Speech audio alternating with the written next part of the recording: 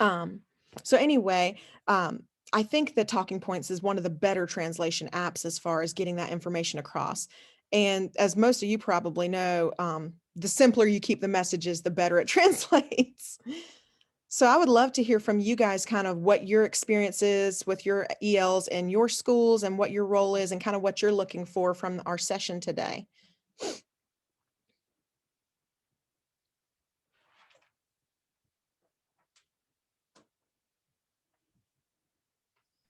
I'll go. Hi, I am Shannon. I am a brand new school librarian. I'm in a middle school that has 48% Latinx.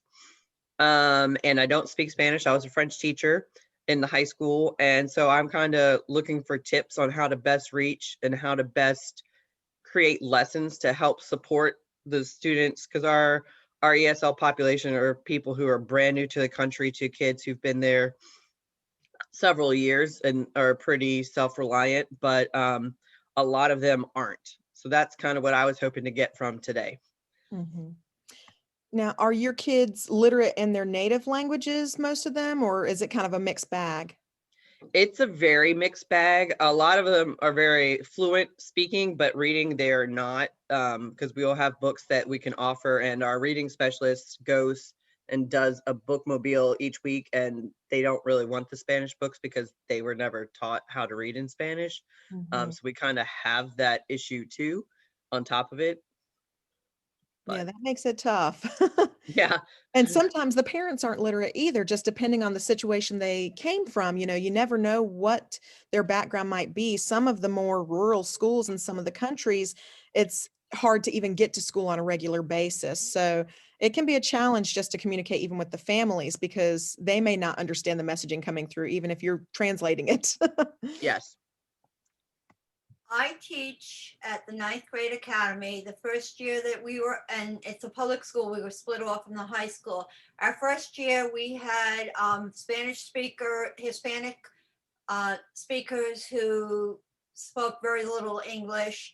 We created a global academy for them to go to. So, you know, the next 2 years wasn't that bad, but they are closing the global academy. They are coming back. So we're going to have them in our crowded building, and honestly don't know what to expect next year. I don't know whether they have some education from their country or not. We're more Hispanic than African American now. We also have immigrants coming in from Africa and of course Haiti. Mm-hmm. And we're in an inner city school, and that population is growing. Mm-hmm. You know, what part of Africa is it? War related, like refugee kind of a situation? Combination of both. But I found those kids to be very eager to learn, you know, especially English learners, extremely respectful. Mm-hmm. So I want to really try to reach them. I'm a school librarian.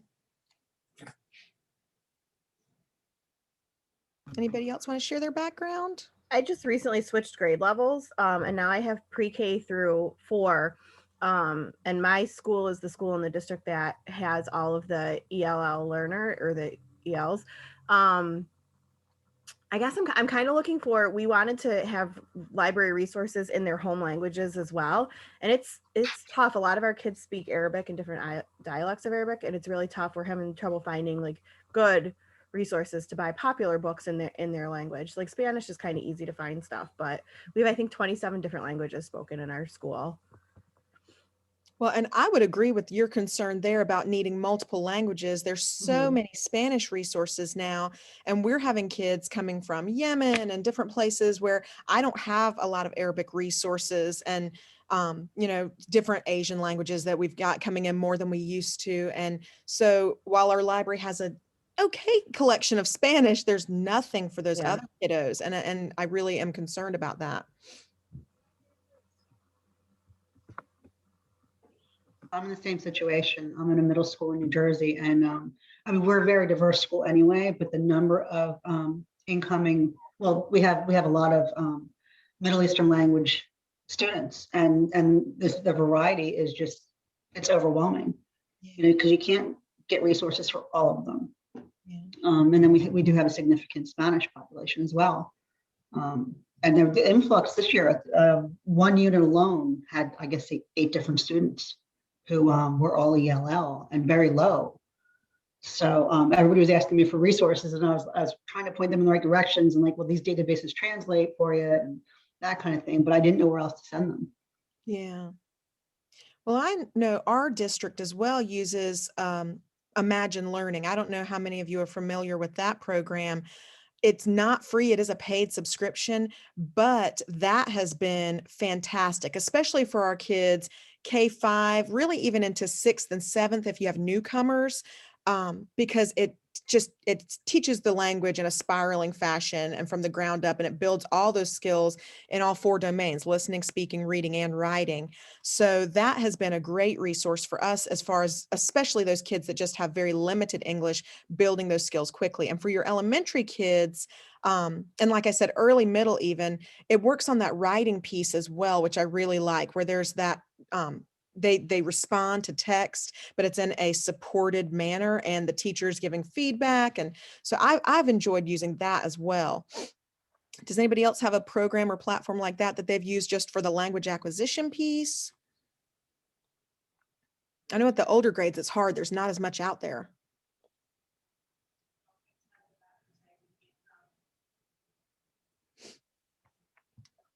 So what are your favorite apps, guys, that you have been using that have helped support your English learners up to this point?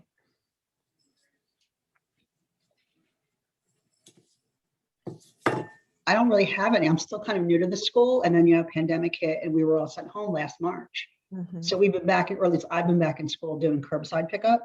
Okay. But the kids are just finally starting to come back in little bits. Mhm. So I haven't really been in the position where, like we have the Ell teacher who's been working with them, but I haven't really interacted with them yet.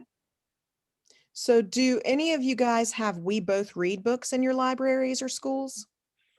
That's one that I really like. Let me see if I can grab the link for you guys.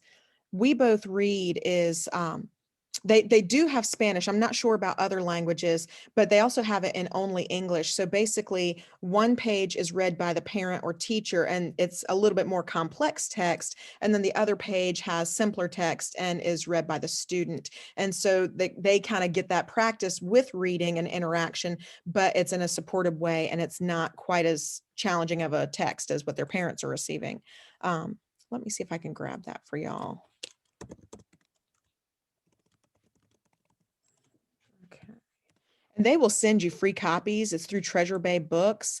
So that's how I got started. I requested the freebies at a conference one time, and that really helped me jump in because I just think that they were fantastic. Let's see here. I'm going to drop it in the Wakelet. Okay. And I like having multiple sets of these because you could take a little group, and like, if I don't know if you guys are in the same boat as me, but I end up also doing reading intervention groups, and librarians do everything in the school. So it's just nice to kind of have resources like that, so you're not having to reinvent the wheel. There's a link to that. Let's see, share my screen so we can look at that together for a second.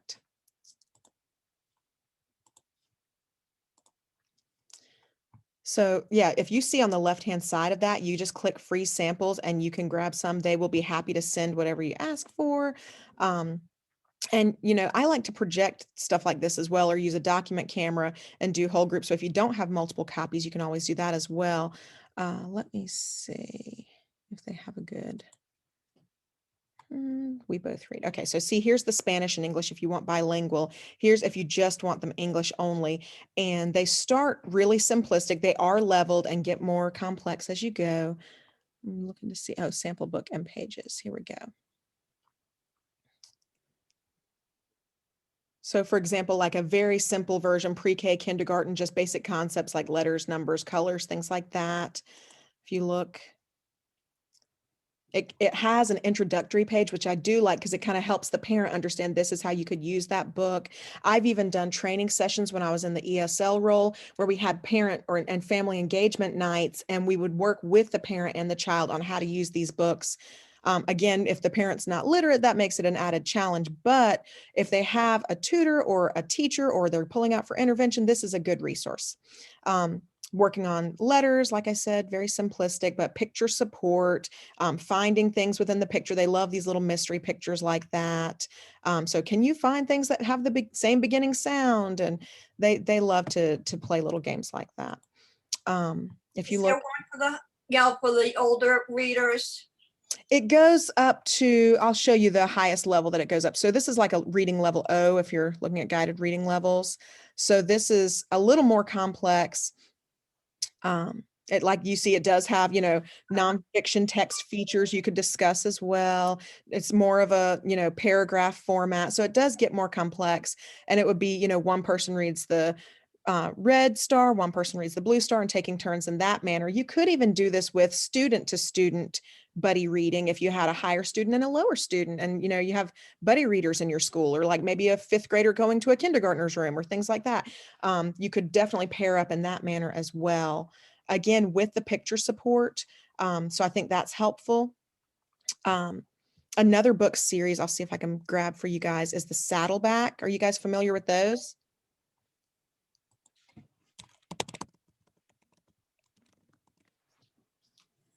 Saddleback I love because they have these high-lows that are better for the older students. If you have middle grades, high school, the ones that they're going to be engaged, they're going to feel like they're getting a real book and it's not a baby book. They always worry about it not looking the same as what their friends are getting, and feeling stigmatized because they're not where they wish they were.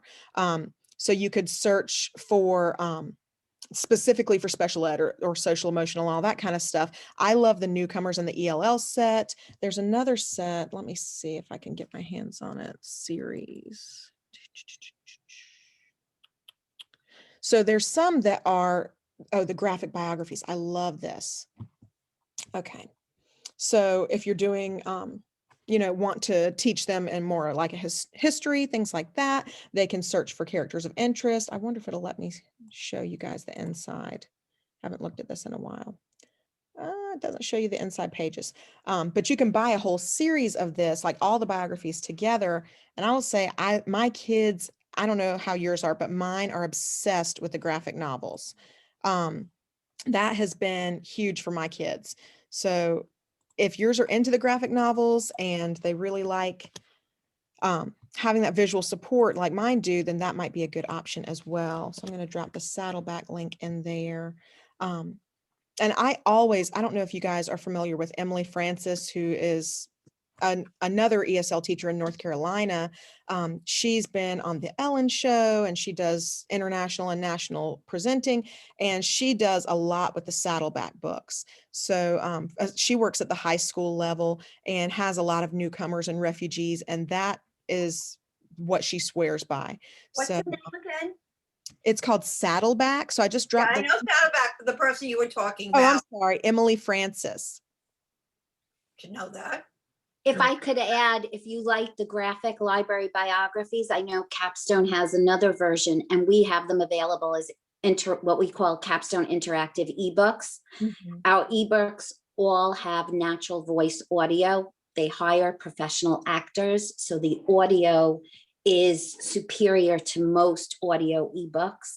We don't have every book in print. We have the Capstone books, but the graphic library is in there. Along with lots of other popular titles for the younger kids like Katie Wu or Camila or Sophia Martinez. And again, that natural voice audio is optional. Plus our ebooks have a lot of, you were talking about listening, speaking, reading, writing. To offer practice, a lot of the books for the fiction titles, everybody knows our Capstone nonfiction. The photographs are great. And you get a lot of language from that. We highlight academic vocabulary in Capstone books, so that's another asset. But the fiction books, a lot of them have discussion prompts and writing prompts then after as well. So that's another way to encourage pragmatic use of the language with the students. Would you like to share your screen and show them a few of the things you're talking about? Because I'm a visual person and that helps me a lot. I'm hesitant. I'm here today, really not as a Capstone rep. And there are other sales reps in other territories. But if you go to Capstone, and I could put that in the chat, capstonepub.com, there are trials available and demos, and as sales reps, we're doing Zoom meetings. So I don't want to speak to somebody else's territory, but I'd like you to know they are available. So Yeah. I can put the company's website up. Okay. Would that be sufficient? If anybody has questions, I'm happy to answer them, but I don't really want to go into too much detail. But trials are available. Okay.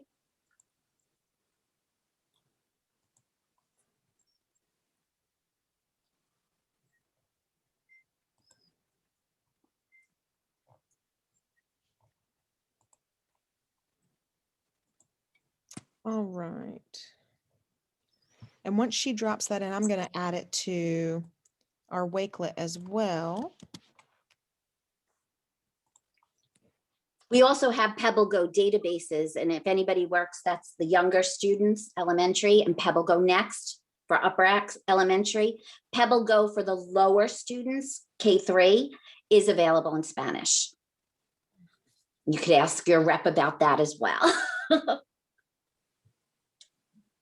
So is there like a regional locator on that site where they could see? Yes. Okay. Mhm. They can get a description of Pebble Go at pebblego.com, or just follow at Capstone Pub. If you search Pebble Go, it would come up.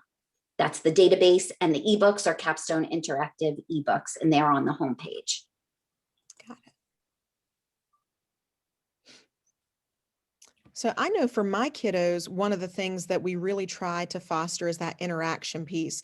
And I know that's been really tough this year with a lot of kids being virtual. And I don't know what everybody's situation is, but we started off fully virtual, you know, and back in the spring, we were fully virtual the rest of the school year. And then we had cohorts where 2 days a week, one group, 2 days a week, the other group, Wednesday, deep cleaning. And then by October, we were in 5 days a week, full-time every day for K5. The middle and high are still on cohorts. My personal children are in 6th and 9th grade, and they're still going 2 days a week and doing a lot of the virtual. But so I know that a lot of the teachers, to foster that interaction, have been using Flipgrid. How many of you are familiar or like to use Flipgrid as far as interaction? I've used it, and we've been completely virtual until, well, from March until I think we're going back in May, beginning of May. Okay. Oh, that's a long time. Oh my goodness. I It know you'd be is. excited to see their faces again. Well, I got to meet some of them because I had to give out their textbooks for this semester. So we stood in a freezing warehouse, and when the car came out, we got what they needed and we brought it out. So I got to see a lot of the kids and introduce myself. Oh. But it was cold. So what do you think about using Flipgrid with your kids? Do they like it, or are they not They into love it. Yeah. it? They do good. I know my kids, number one, like I said, I'm elementary, so they all think they're YouTubers and that's what they want to be when they grow up. So to be able to do that, they love it. And what I like about that as well, as opposed to a live Google Meet, where, like you said, a lot of kids don't want to turn on the screen, or they may feel embarrassed to make a mistake or things like that. With Flipgrid, they can record as many times as they care to, and they can get it just like they want it and feel that confidence of, okay, I'm presenting what I want people to see. And so that kind of can boost their confidence and help them practice those language skills too. A lot of times we would do things like just pose a question of the day or question of the week, and, you know, just hop on and chat. And then I would always say, respond to at least 2 friends and, you know, give them a glow and a grow, like something that you really liked and something that, oh, you know what, for next time we could do this too to make it even better. And, you know, providing a very simple rubric for them to follow. Right. And that's been really powerful, because then they're not just doing the same thing every time or just getting on there to chit chat. It's more purposeful. Like, okay, this week we're working on XYZ skill with a simple rubric, and that feedback from their peers, they're kind of more intentional about it.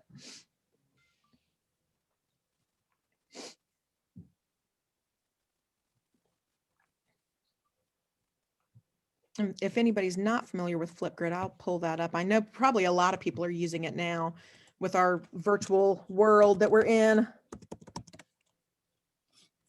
But just in case, we can always put it up here. I'll put it in the Wakelet.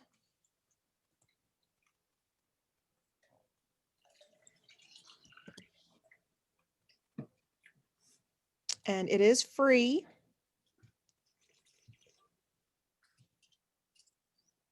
Free is always a good price tag. There's that.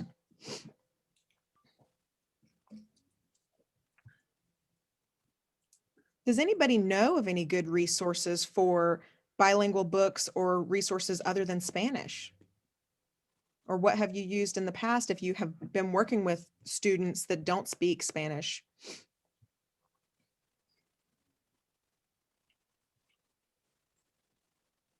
I know I just picked this session because I thought this is my question too.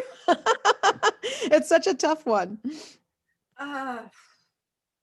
Honestly, this is my second year in this school, and it's diverse in a different way than my last schools.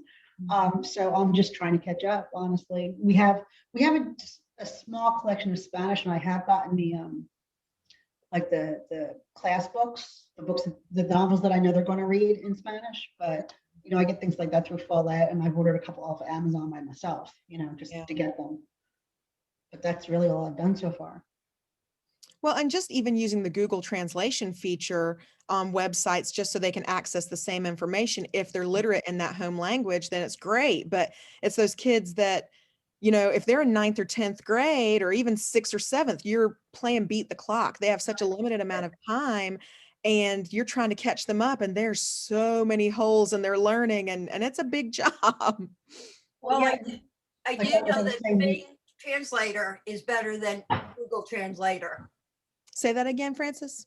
Bing Translator, Bing Translator is better than Google Translator. Okay. That's good to know. But yeah, like a lot of our ELLs are Middle Eastern languages. Mm-hmm. So we've gotten a couple of very low Spanish kids, and it's not what the ELL teacher's used to. So she doesn't even know just how low they are. Yeah. And she's just trying to evaluate, well, are they, you know, is it just they can read in Spanish and they haven't learned English yet, or are they that low in their own language too? So it's getting hard. Well, and I'll say too, you know, with the Middle Eastern languages, we've got the ones we are getting from Middle Eastern Arabic speaking countries, they are coming from war-torn situations and trauma. And so when we're trying to figure out what they know, some of them are selectively mute. They won't communicate in either language because they've been through something. And we're just trying to scratch the surface and figure out what that even is so we can help them. So we've talked about using art therapy with those kids. A lot of picture support and just non-threatening activities where it's, you know, sometimes you just got to play with them before you can work with them, you know, because if they don't feel comfortable with you, they're not going to do anything, you know? And so like I've worked one-on-one with this little guy from Yemen that he will talk to me. He does not say word one in his classroom because there's too many people. He doesn't feel comfortable, you know? And so sometimes it's just having to meet them where they are and be patient too. It's so hard. An interesting point.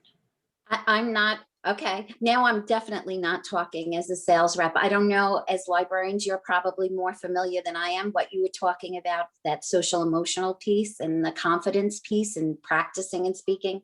I was thinking of the book, One Green Apple, and forgive me, I don't know the author, you probably do. So I highly recommend that book. My sister-in-law came here from Colombia. Thank you. I'm a book person, you know.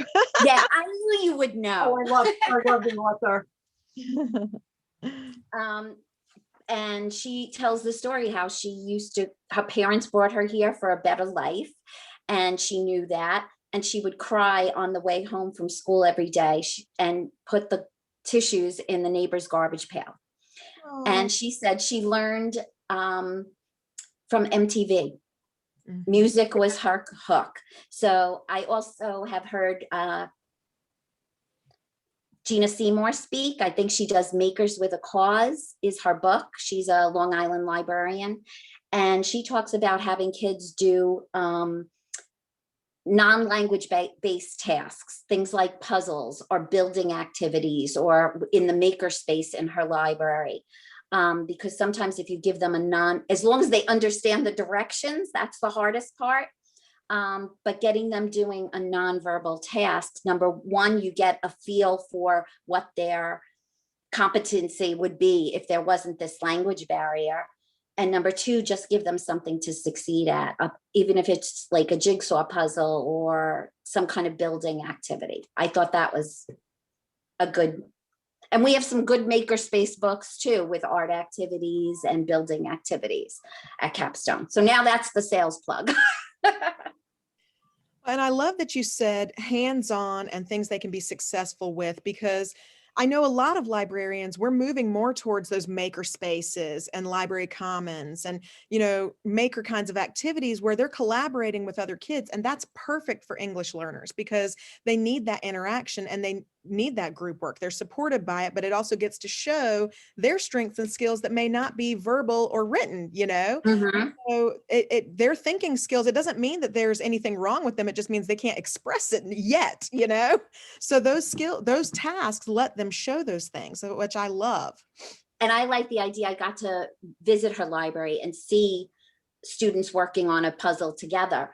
And she's like, we take what we can get. For a student who's not interacting at all with their peers, at least they're doing, like, I come from the stage of speech and language development.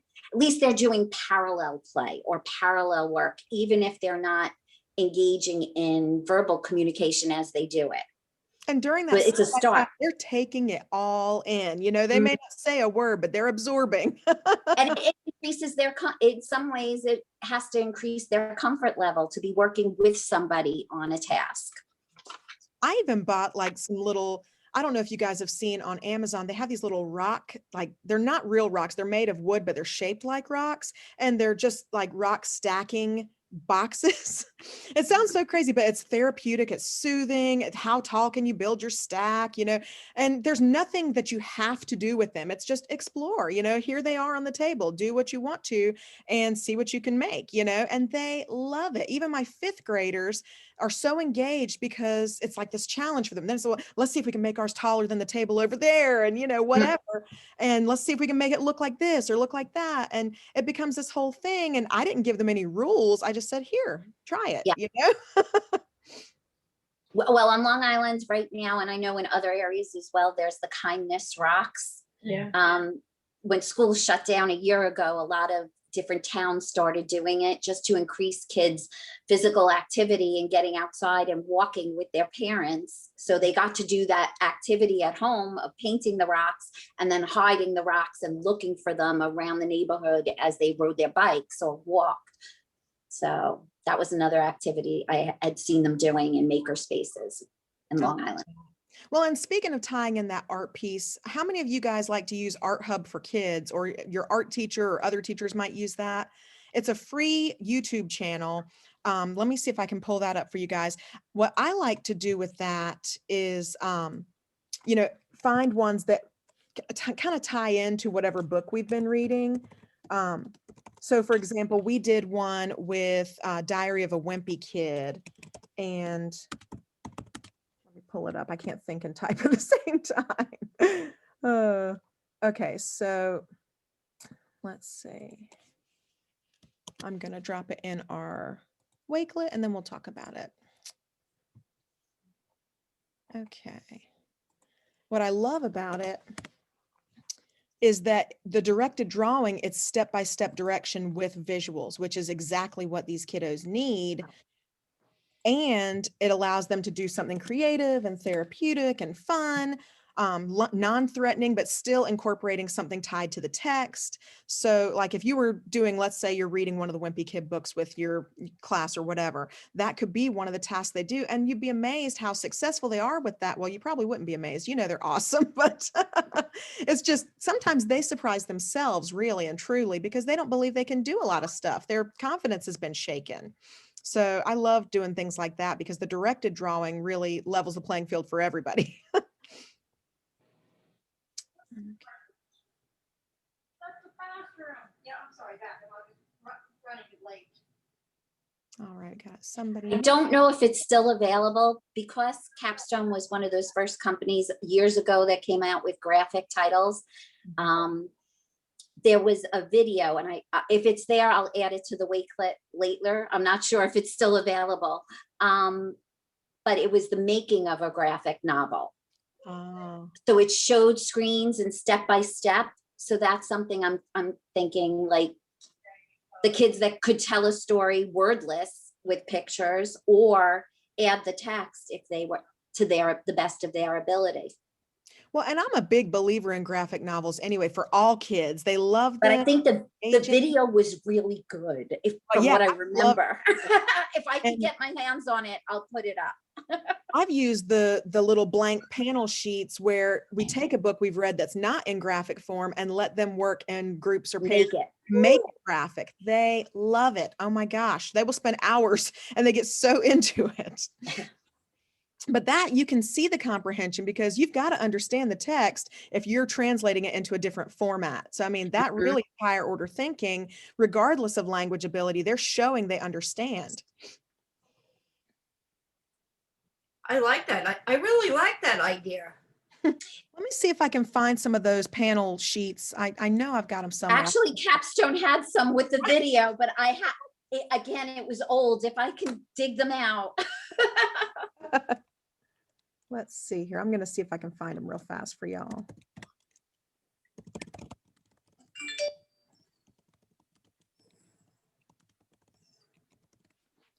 Okay.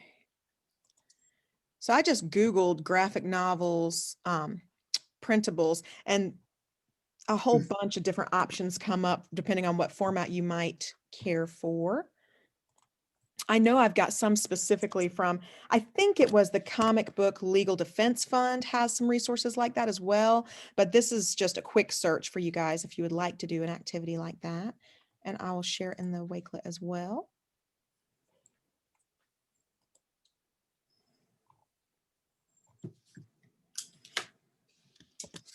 And our time is almost winding down, guys. It's 10:37. Oh my gosh, it's flying.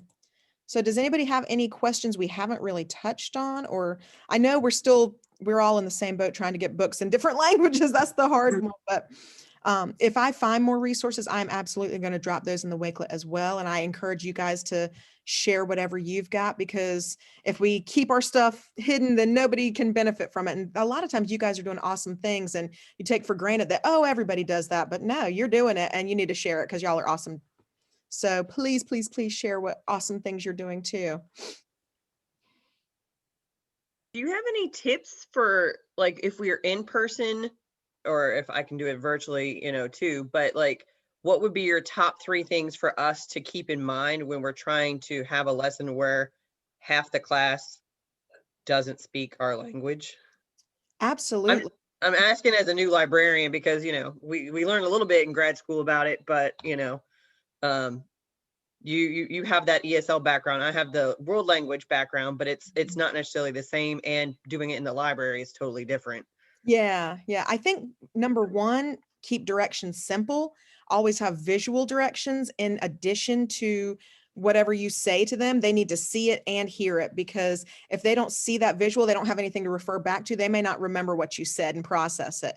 Hand gestures or showing and modeling. I mean, just good teaching practice. Model, show them what you want to do before you have them do it, because otherwise they're going to do something that they think is what you want to do. And sometimes it's not what you ask for.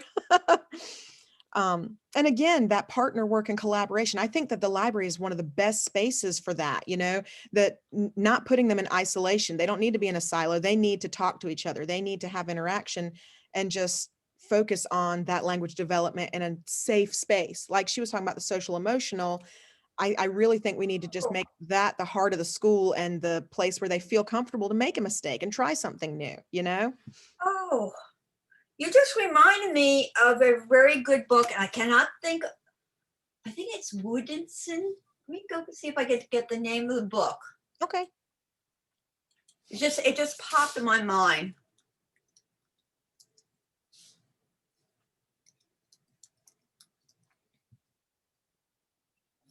That's the right person. Okay. while she's searching for that one, she mentioned book, and I immediately thought of another one.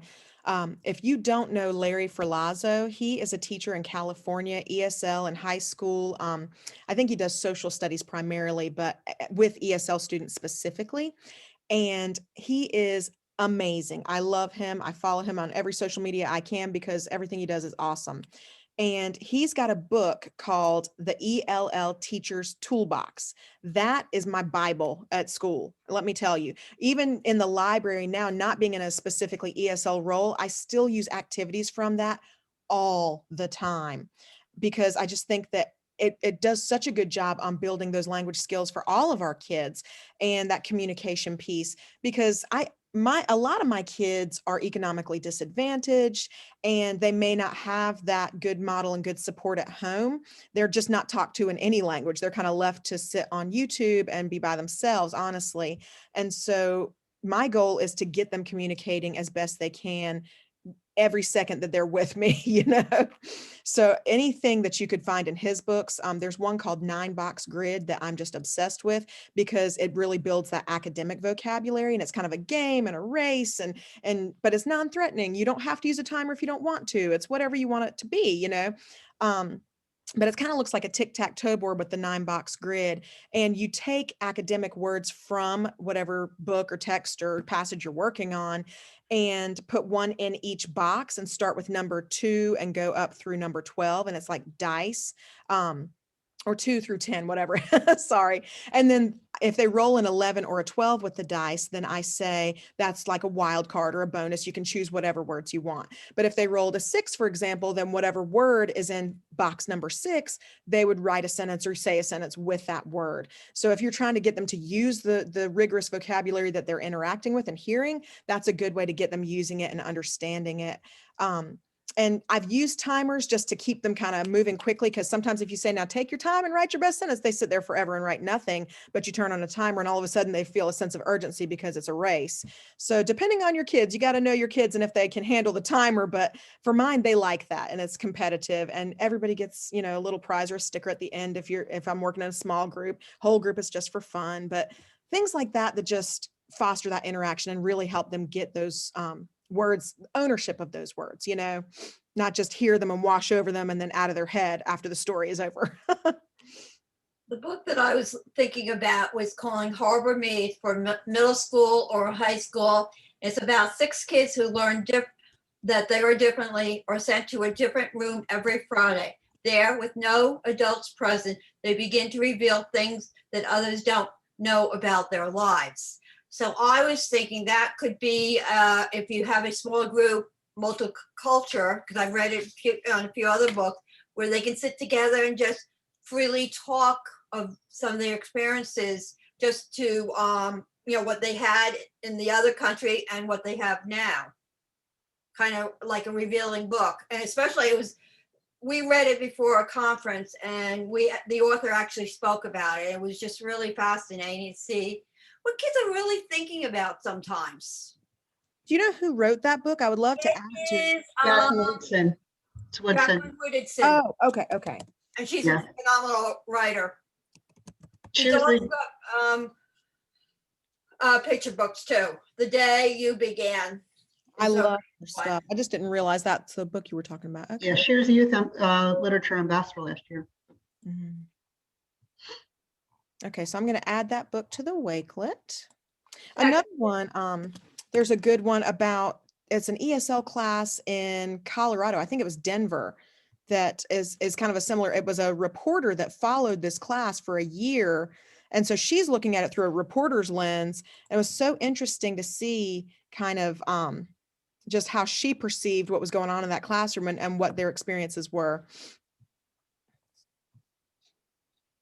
Let's see. So Harbor Me. I'm going to add Ell Teachers Toolbox also. And actually, you know, she writes phenomenal, you know, a lot of diverse books.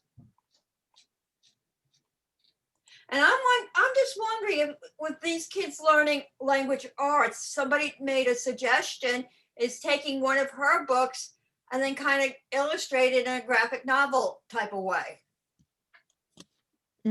That would be awesome. We've featured a lot of her works throughout the month of February as we've been talking about African American heroes and Black History Month and all that kind of stuff. My kids love her books. Yeah, I love reading them. Mm-hmm. I just kind of wish she would make it a little bit higher up. Feathers was another phenomenal book. Say that one. What was it? Feathers. Okay. Feathers takes place in the 1970s and begins with a boy walks to a classroom who is very different from the other kids, or maybe he's not so different. There's another book called Feathers, I think, or maybe it's a story where somebody was outspoken, said, his or her mind, and then he had to go back. Somebody made him to let a whole lot of feathers go by, and then the next day he had to collect them. And they talked about, the words that you use, and sometimes you can't get them back. They've affected somebody. That's good. Yeah, I haven't read that one. I'm gonna have to check that out. I think it's called Feathers. I'm not quite sure, but she has one called Feathers.